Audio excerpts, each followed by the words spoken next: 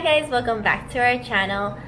It's gonna be 2020 next year, but in 2019 we opened our business in July 1st, and there's a lot of things that we learned, and we want to share it to you guys. Whoever wants to open a business out there, all our friends or anyone watching, we just want to give you some advice, and think about these things before opening a business.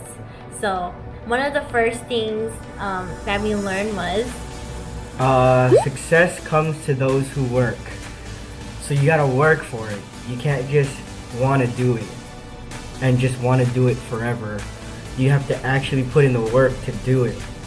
So it doesn't mean like quit your 9 to 5 or whatever and just focus it full time, but at least put the effort in on your days off to do something or learn something. And then when you find that passion, or if you find out that you want to do it or figure out you want to do it, then you can go on and maybe quit your job and do something and chase your dream, But yeah, success comes to those who work for it. But for you, other people may think like, hey, you quit your job though. Yeah, but I learned how to do it during as I was working. So I was working and I was doing this on the side for like a year, and then I quit one of my jobs, but I was still working at UPS and still doing this on the side. And then when the time came to take over the business from when I was working at Don Quixote, then I already kind of knew what I was doing, and I already had built customer rapport with customers and stuff, that they wanted to come back when I took over the business. And then they ended up coming back, and then we actually end up working together again, and that's how it works. Yeah, but you got to put in the work. That's the main line. Yep. And the second thing that we learned is organization is key. So I'm saying that for myself because I have to keep in track like what we're spending, what was it for. I'm looking at over the statements, and taking pictures of the receipt, everything that DJ has to spend, or I order. So I order most of the supplies, so I have to print out the paper and make sure I file it correctly in the right month. Also, you need to keep the track of the deposits and stuff that's coming out. So every time I look at the statements, I check like, oh, what was this for? This cash withdrawal, if it was for something, then I have to write it down, because tax people are going to be very picky about that. So as long as I know what's going on and organized, so I try to like look at it at least every week to see like, hey, do you have the receipt for this? So you need to make sure you have all the receipts. And the third thing we learned was to keep track of your net profit. I do a lot of the labor, so Taylor's gonna explain that. So I say to keep track of your net profit, because you just don't know what profit you actually have when you're like running the business. And when you look at the numbers and you're like, oh man, like maybe we should raise the prices, because shipping to Hawaii are actually our suppliers in the mainland. So shipping to Hawaii really does hurt us. Takes a toll on us. So this year we decided to raise, next year, 2020, we decided to raise our prices because our net profit wasn't as much as we would like it to be, and because it was the expenses that's hitting us. So everything is more expensive in Hawaii, so we have to combat that. And we're still the cheapest on the island. Yeah, we're still the cheapest on the island. We're still competing with our competitors and all that, so we still are cheaper. So we only raised it by $5, which isn't too much, but it's a start, and we could see how much net profit we have. Yeah. Okay. And the fourth thing we learned was not being afraid to take risks. I kind of covered this in the first one, but yeah, taking risks is a big thing. It's hard to do it because risk and reward. You got to figure out your mentality on taking risks to the reward of it. You don't want to just take crazy risks and then you fall flat. But you do want to take risks because you never know what could be the reward. But yeah, that's all I have to say with that. It's just take risks, but like strategic risks. Yeah, you have to plan it out with strategy. Yeah. And the fifth thing that we learned was own up to your mistakes and correct it. Since it's our first time running the business, we had some very not so happy customers, and that's the part of business, right? And if we honestly did make a mistake, you know, we have to say, you know, we're sorry. We have to be apologetic, of course. And we are apologetic because, you know, we do want them to have a good impression of us. So if we made a mistake, we will, you know, do the shirt for free and, you know, make up for it. So if it was truly our mistake, we would correct it and, you know, give it to them for free, obviously. Yeah, and then on top of that, you have to figure out, or you have to kind of know when it's your mistake and when it's when they made the error and they're trying to not jip you, but jip you. You know what I mean? Because that's where organization comes in and like following up and stuff like that. That comes in. It's like customers will want the cheapest or the best deal and stuff like that, and that's what people won't tell you. But in this business, people will try to lowball, and people will try to say that this is a mistake and say that they wanted this, but you have all the mock-ups of what they wanted. You gave them test prints and stuff, and then all of a sudden they don't want that. You have to really you have to figure out like, oh, they're trying to do this to me. You can't give that. You can't have them blame you and stuff like that. So you can't be taking the blame for everything too. But yeah, that you have to find a balance. If it's really your mistake and you know truly that you made that mistake, then you own up to it. But if it's not, if you truly like, if you did everything to what their standards were, what they wanted, and they still try to mess with you, because they will, or they will try to get something cheaper, or they will try to say like, oh, this is too small and stuff. But you have to put your foot down somewhere and say like, yeah, no, I gave you the mock-ups, I gave you the sizing for everything, I provided you pretty much every step of the way, and put your foot down as far as them walking all over you and stuff like that. Because it happens a lot, way more than you would think. But yeah. And that kind of ties into the sixth thing that we learned, was don't allow people to step all over you.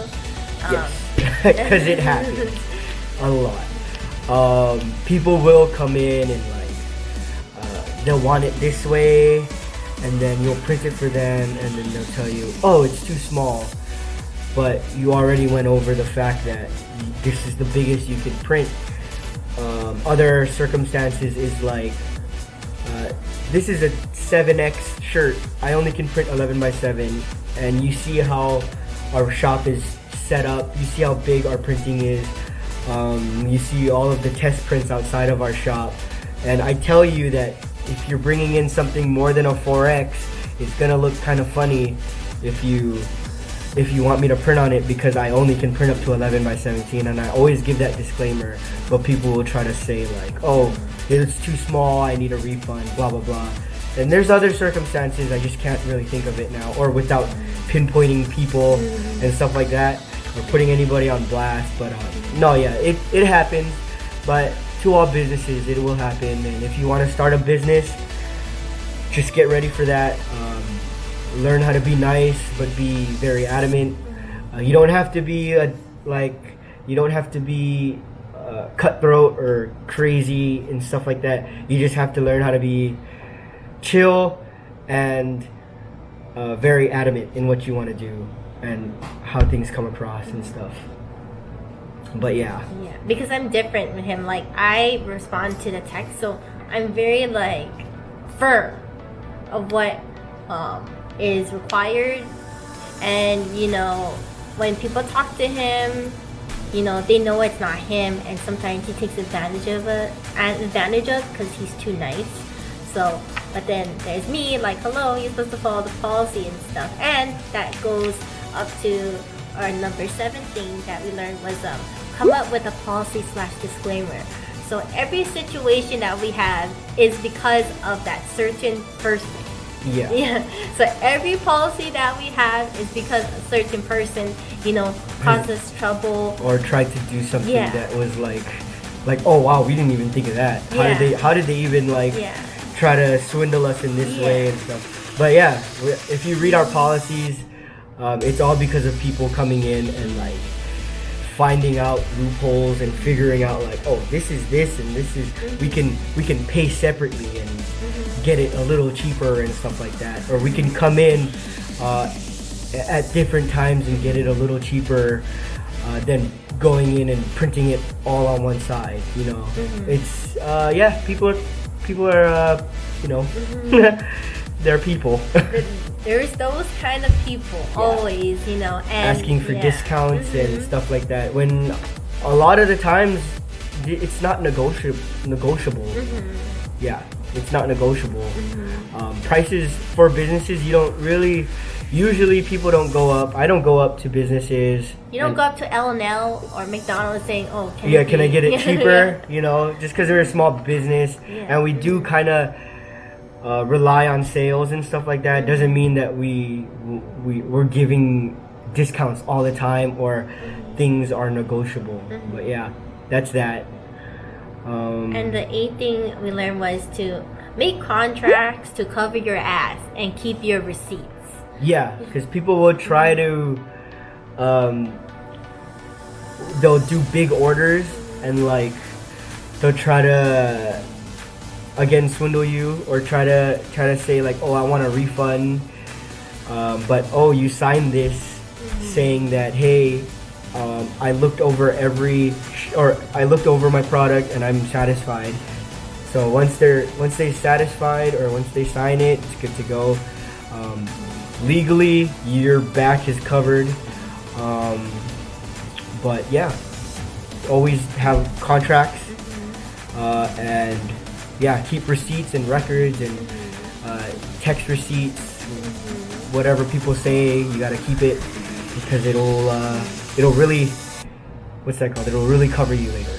Yeah, or you know, if something happens, you know, you could use those to cover your ass. Yeah, basically. Yeah. And the 19th thing we learned was don't take on more you can handle, which is this guy right here.